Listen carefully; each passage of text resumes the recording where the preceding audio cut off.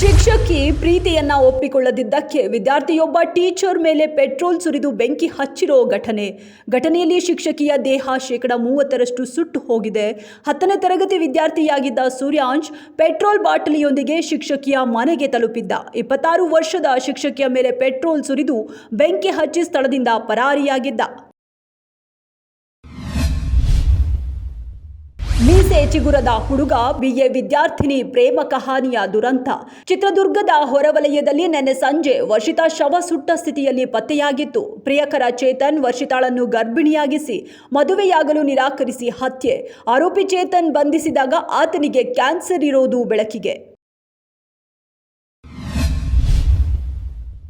Devil ಸಿನಿಮಾದ ಮೊದಲ ಹಾಡನ್ನ ಬಿಡುಗಡೆ ಮಾಡಲು ಮುಂದಾದ ಚಿತ್ರತಂಡ. ಎದ್ರೆ ನೆಮ್ಮದಿಯಾಗಿರಬೇಕು ಸಾಂಗ್ ಆಗಸ್ಟ್ 15ರಂದೇ ಬಿಡುಗಡೆ ಆಗಬೇಕಿತ್ತು. ಡೆವಿಲ್ ಸಿನಿಮಾದ ಎಲ್ಲ ಕೆಲಸಗಳು ಪೂರ್ಣಗೊಂಡಿವೆ. ಇದೇ ಆಗಸ್ಟ್ 24ರಂದು ಭಾನುವಾರ ಬೆಳಗ್ಗೆ 10:05ಕ್ಕೆ ರಿಲೀಸ್ ಆಗಲಿದೆ. 6 ತಿಂಗಳವರೆಗೆ ದರ್ಶನ್ ಜೈಲಿನಲ್ಲೇ ಇರಬೇಕಾಗಿದೆ. ದರ್ಶನ್ ಇಲ್ಲದೆ ಡೆವಿಲ್ ಮೂವಿಯ ಮೊದಲ ಹಾಡು ಭಾನುವಾರ ಬೆಳಗ್ಗೆ ಬಿಡುಗಡೆಯಾಗಲಿದೆ.